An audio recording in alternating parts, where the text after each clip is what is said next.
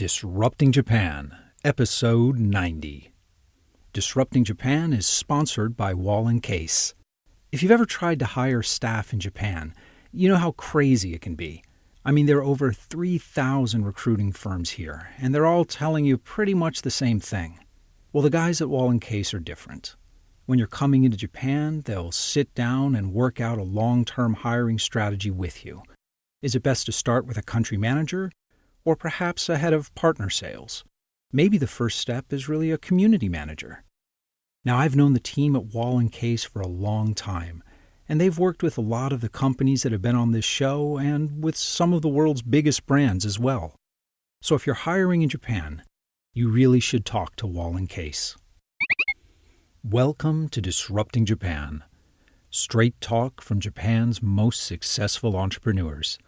I'm Tim Romero, and thanks for joining me. You know, most good startups are obvious. I don't mean that I could have had the idea before the founders did. By obvious, I mean that right away you can understand the problem the company is solving for their customers and how they're doing it. Naturally, that makes it easier for the customers to buy. Most non-obvious startups are, in reality, still struggling to find the product-market fit and are probably not long for this world. And then there are products like Orphe, an LED-emblazoned, Wi-Fi connected, social sharing-enabled dancing shoe. Yeah, it sounds like something you would find on Indiegogo. And at one time, not too long ago, it was. But when I sat down with Yuya Kikukawa, founder of No New Folk Studio and the creator of the Orphe, it became clear that this was not some quirky side project or some overfunded crazy hardware startup. This was something really different. We talk about the original inspiration for the shoe, and what does and does not qualify as a musical instrument, and how Orphe is being used by the artistic community in Japan. But we also dive into the technology inside it, and that, well, that's something special. And that's why this quirky little blinking shoe is starting to get used by game and UI designers, as well as hospitals and sports trainers in Japan. It's a fascinating discussion, but you know, Yuya tells the story much better than I can. So let's hear from our sponsor and get right to the interview. KotoWork is doing something pretty cool. It's a community of Japanese language students who want to work at Japanese companies with global ambitions. KotoWork also trains them in business culture, Japanese hospitality, and a bit of global marketing. And since it's a real community, KotoWork is always there for both candidates and companies to solve cultural misunderstandings and the hundreds of other little problems that can come up when foreigners work for a Japanese company.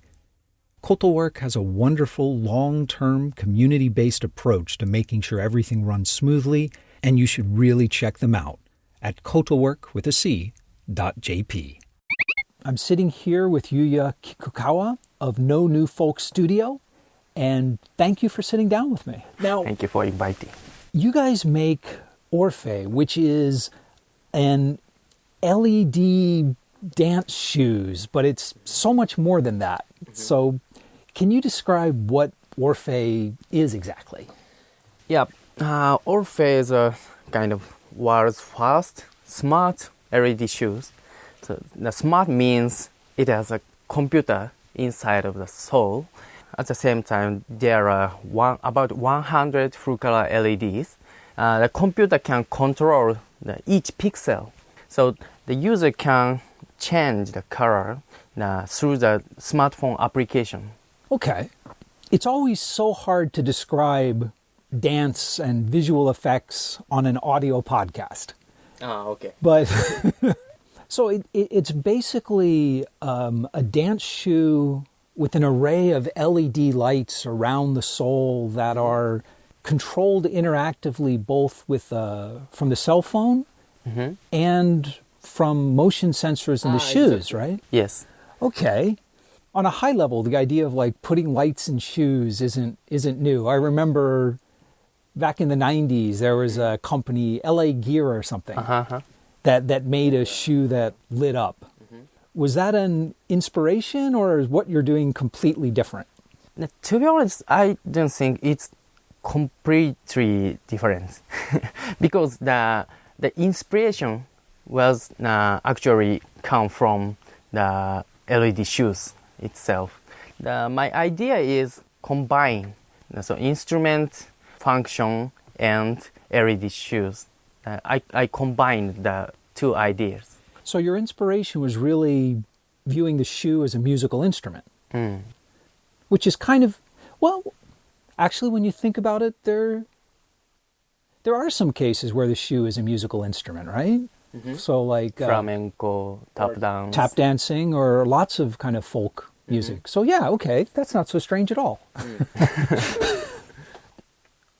Do you have global competition now? Are there companies doing what you do, or is this truly unique for the moment?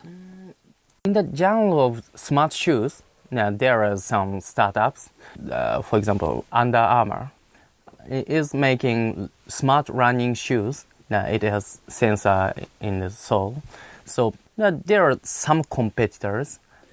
Okay, but they seem to be going after a very different market. So yeah, Nike also released a product that had fitness tracking, but you seem to be more targeted at sort of performance art, at least for the moment.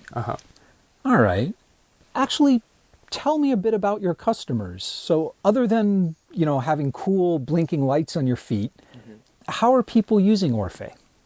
Our main target is dancer and performers. Orphe can react with performers' motion. For example, the steps. So there are already some users before Orphe wearing LED shoes and dancing, but it can't react with motion and music. So, for example, when the dancer takes a step, the impact sensor could trigger lights in the background or sound effects. Our shoes can send the information of the steps. So, for example, background lights can be controlled by the step. Right, that's what I was thinking. Once it's connected to the smartphone, it's just data input. And we'll talk about that a little later, because I think that's one of the most exciting things about this shoe. So for the moment, it's dancers and performance art. Okay. Another thing I find interesting is you mentioned there's also a social sharing component. So people can share their color patterns, their kind of pre-programmed dance performances. Are people doing that now? The user can download the lighting pattern from the crowd, but the motion sharing is not open yet. Okay. So it's just people sharing the lighting patterns. But yeah, it is an important idea because I'm a more open platform for the shoes. We are now developing the system to share the sensor data, for example. Well, actually, before we talk about that, I want to take a step back and let's talk about you for a minute. Okay. How did you get into this? Because you originally wanted to make musical instruments, right? Yes. Tell me about that. You did create a different musical instrument, Poco Poco, right? In graduated school, I was majored in industrial art design, and I studied designing musical interface in a laboratory. At that time, I came across the idea of mixing light and sound in one musical interface. So Poco Poco is one example. The Poco Poco is an instrument. It is black box shape, and it is a kind of sequencer to make loop music. Just by pushing the buttons, it makes some loop sounds, and not just sound. It light up at the same time, it has a haptic interaction. Haptic means it has the solenoid magnetic power actuator. So it gives the touch feedback as well. Yes, exactly. Well, it sounds like a really interesting project. What happened with it? Did you try to commercialize it? After the prototyping, we made video in a laboratory, and it has big feedback from all over the world. So after that, I thought about commercialize the product. But problem of design, that it is very costful. So it's too expensive to produce? Okay. For business, it is not good. Okay, all right. So a great project, lousy business. I've had a few of those. So after that, I thought about now what product is good for merchandise. Just thinking about it, it's very difficult to introduce a new musical instrument. Even something like the invention of the guitar took about 200 years to become popular. Or even the piano, for that matter. It took over a century before it really became widespread. Yes. It's hard to get people to make music on something new. I think there are two ways to solve the problem. Now, one is a design, more intuitive interaction designing. For example, the shoes. All the people know how to walk wearing shoes. Right. So the gesture is already learned by the user. Okay. Now, it is one idea of me. I use the gestures people already know. Okay, so in other words, in the same way that synthesizers were a new instrument Exactly. that were keyboards. It was kind of co-opting the piano. The Orphe shoes are, well, basically kind of synthesizers, a new instrument that's co-opting tap and folk dancing and flamenco and things like that. Okay, that makes a lot of sense. Okay. And another one way is using IoT. So my rough idea was collecting the sensor data from the interfaces. I can improve the interactions for the musical instruments. So what do you mean? Do you mean like you would use the data to create music algorithmically? It is more rough idea, but it took several hundred years to improve the guitar. But it is a loop of players and craftsmen. I'd like to make the feedback automatic system to improve the instrument. Okay, so more of music composition, a tool to help people compose music and to generate new sounds rather than a traditional instrument. And that sounds like what Poco Poco was. All right. Actually, the prototype for these shoes you developed for a music hack day in Barcelona, right? What were you doing in Spain?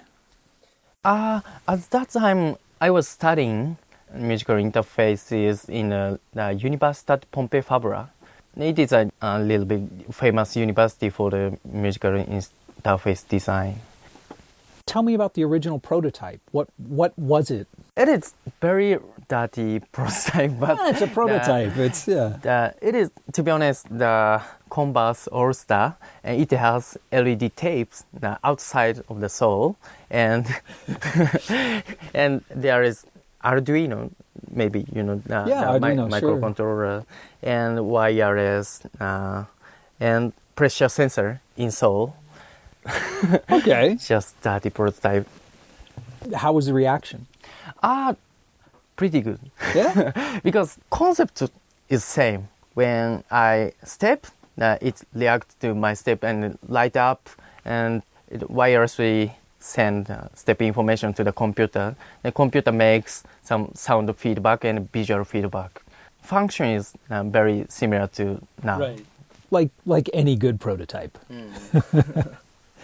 So, after Barcelona, how did you end up teaming up with DMM Make? After the musical hack day, I was seriously thinking about commercializing the musical shoes. And I took this idea to the Avalab, the Incubation for IoT companies, right? hardware startups. They decided to help us funding. And tell me about the team. Is it all like hardware guys, or do you have dancers or musicians? What's the team like? Most of them are engineers. Half is hardware and half is software. That's a good balance. How big is the team now? No, 7. Okay, cool. After the prototype and after the funding, you launched an Indiegogo campaign back in March of 2015 that was more than 200% funded very quickly. Tell me, what were the challenges of going into production? What was difficult about going from a Converse All-Star with LED lights taped around it to this mass production shoe I'm holding here?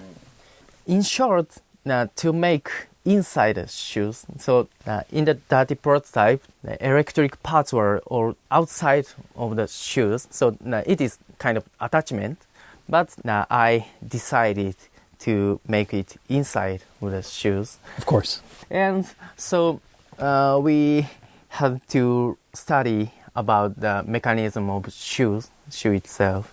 So what was the biggest challenge? Because I can imagine weight would be a really big issue for you. Durability, putting electronics in shoes is going to be really put a lot of stress on the electronics. Yeah, durability is the most big problem. So I bought many LED shoes and I broke many shoes and studied inside of the shoes. So the biggest problem was mechanism, the durability. That we made many models, the CAD model and 3D printing and silicon. And we made so many prototype soles. From the end of the Indiegogo campaign to product it took about a year, right? 1.5 A year and a half. Indiegogo to shipping. Did your backers get impatient? Yeah, I think so. Yeah. Now, at first we promised 1 year, but there was some hard problem, so it is prolonged. Okay. I want to talk about the tech a bit, but before that, I've got to ask, what does the name mean? No New Folk Studio. It's an unusual name. It is a mix of No New York and folk. No New York is a famous record for the produced by Brian Eno, and it is a record of no wave genre. So my inspiration is mixing no wave and folk and making new genre of the expression. Now, the shoe itself, you mentioned it has 9-axis motion sensors. So I only know 3 axes. So we have like 3 accelerometers, 3 gyroscopes, and 3... What's the third? Compass. 3 compasses, of course. With these 9 axes, the computer knows the orientation of the shoe pretty much completely, right? Yes. How accurate are the sensors? Plus or minus 10 degrees or... Depend on case, but basically it is 1 degree. Really? Well, that's quite accurate then. Well, that actually leads to what I think might be even more interesting uses. So what do you think the real market is for Orphe? I mean, it's cool, it's novel, but how are you going to make sure that this is not just another fad? Now, at first, we concentrate to make some niche product. You know, the LED shoes, even if it is interactive, it is kind of niche. It's pretty in the niche, market. yeah. But my concept is not just making LED shoes. The important point is there are input and output, and we provide the open SDK to the developers. So any developer can design interaction for the shoe. Okay, so even just putting the LEDs aside for a minute, just the motion sensors, that is really interesting. Do you have anything planned? Do you have early access partners working on something? Are you guys going to be running a shoe hackathon? Yeah, actually, after releasing these shoes, many other people are asking to collaborate with us. Now, for example, now we are developing shoes for healthcare. For healthcare? Yeah. What application? Yeah, for example, the walking method is very important for the health. So now we are collaborating with medical doctors. The shoes will teach how to walk. So this is for like rehabilitation, that kind of thing? Not just rehabilitation. The normal people can improve the walking method. Interesting. Okay. So the big point is our shoes sensing is real time. So now, for example, Under Armour has sensor shoes, but it is kind of log. So it is more. Yeah, that's different. There, it's data collection more than anything else. I don't think those were designed to be interactive. We aimed interactive, real time sensing. So after that, we built more specific data. So it is useful for example, healthcare, medical. It would also seem to be very interesting for as a VR controller. Yeah, these days we released SDK for Unity game library, and we built a sample application to working in the VR world. All right. And what about things like gaming, like rhythm games, like Dance Dance Revolution kind of game? Exactly. Now we are looking for a collaborator to make Dance Dance Revolution. Excellent. So what is your marketing plan and your distribution plan for these shoes? If I want to get a pair, are you going to be selling internet only, or are you trying to partner up with retail channels? Now we are looking for partners. We are now just selling it mainly in Japan, only in Japan. There are some department stores, but worldwide we don't have enough partners to distribute Orphe. So now we are talking with some. So what would be the ideal channel for something like this? Because it seems to be too specialized for a shoe store. Would you be selling these through more electronic stores? Currently, we are thinking about more, for example, IoT gadget shop. Okay. What do they cost? Expensive. Maybe than you think. How expensive is? MSRP is around $400. So $400. That's getting expensive, but not crazy expensive. Thank you. Well, people will pay more than that for a pair of Nikes. Yes, exactly. And do you expect that price to come down as you produce more of them? And you get kind of economies of scale? Basically, yes, but we are thinking about two ways. Now, more branded, now more fashionable, now products, and more reasonable products. We are developing both sides. Because our product is not just IoT, it is kind of fashion.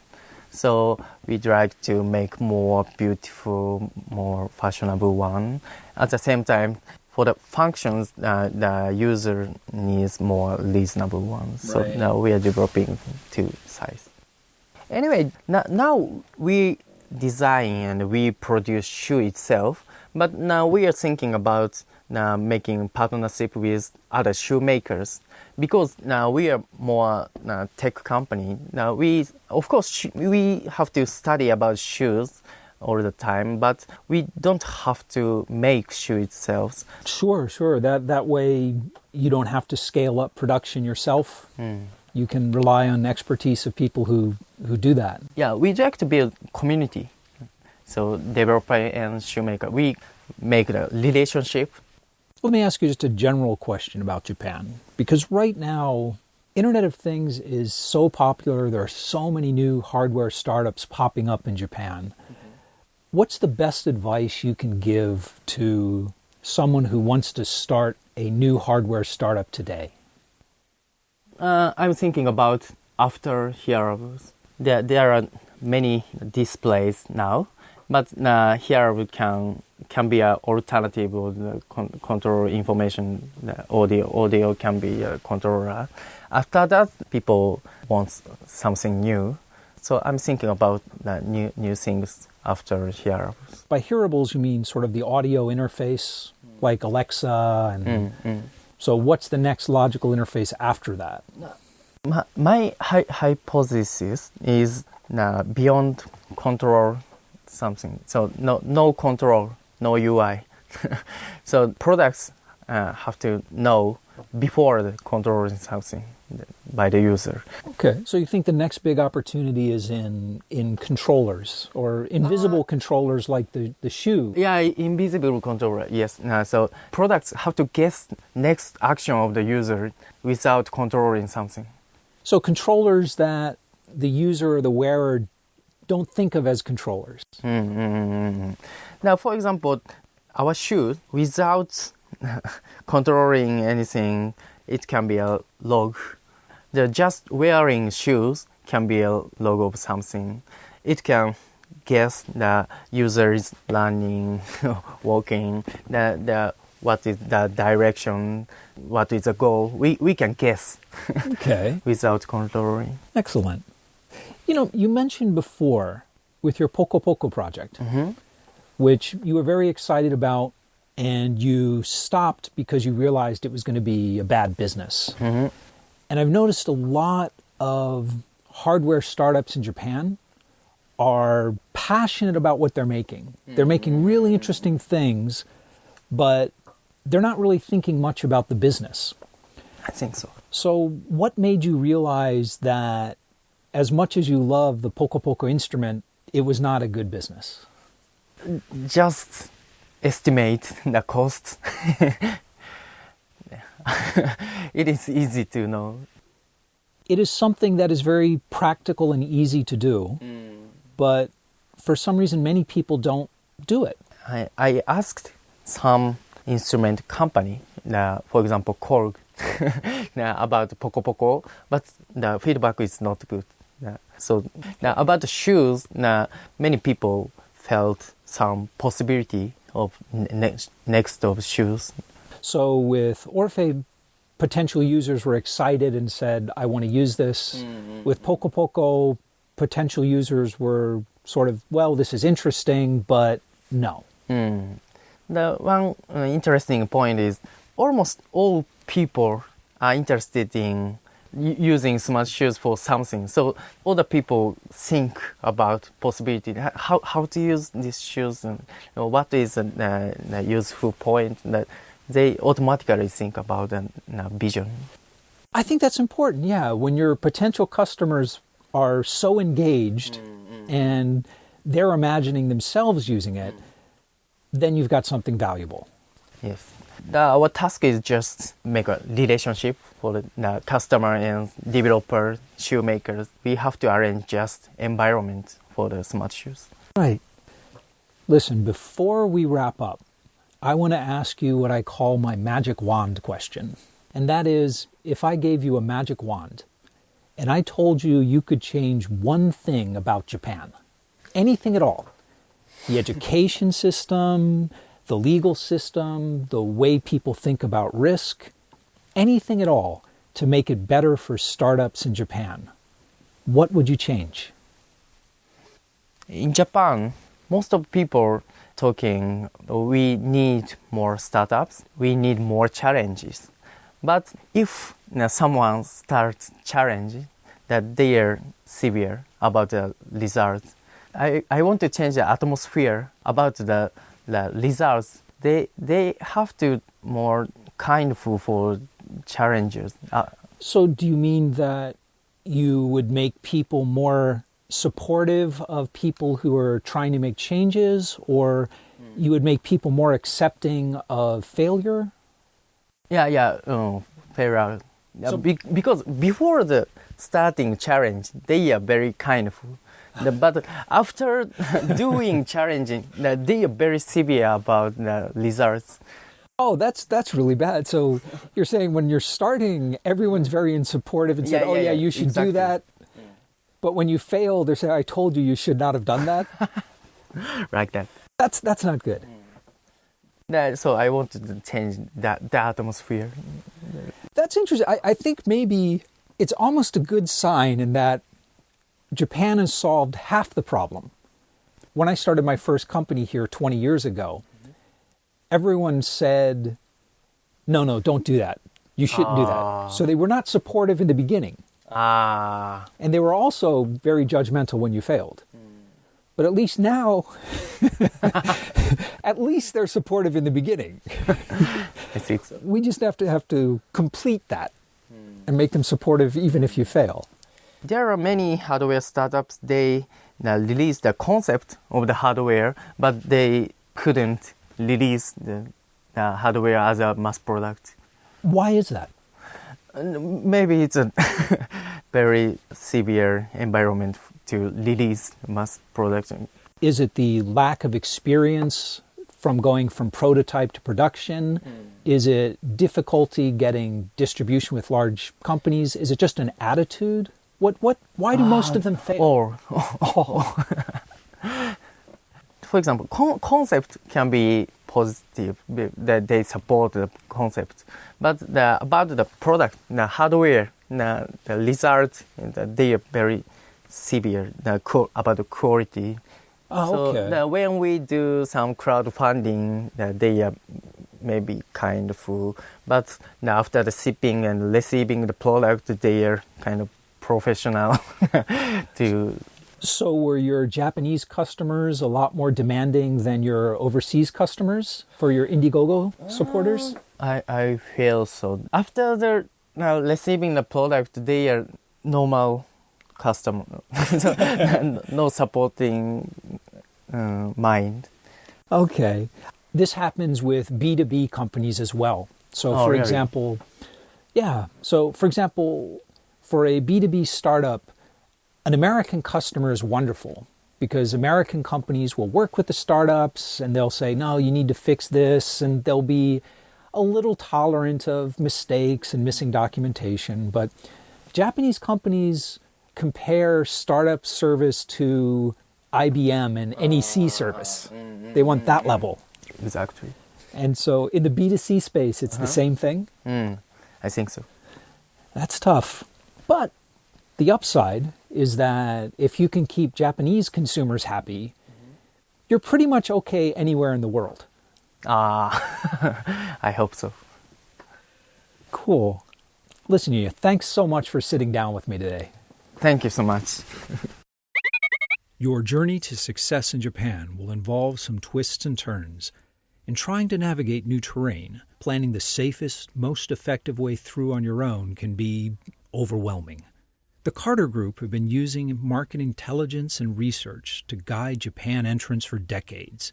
They've honed an agile, cost-effective, but consultative approach that will help you find the perfect product-market fit, explore user and consumer dynamics, and act as an honest broker to let you know the reputation and track record of potential partners here in Japan. And when you're ready to go, their executive search team can also help you hire the right people to drive your business forward. So if you haven't got Japan completely figured out yet, the Carter Group can help you out. And we're back. Yuya gave some good advice about when to abandon a hardware startup, or any kind of startup, really. The trick is not to follow your passion.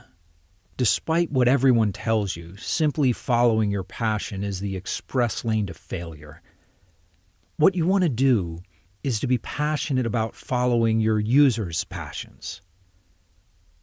Like most founders, Yuya was passionate about his first project, Poco Poco, but he set it aside when user response was only lukewarm.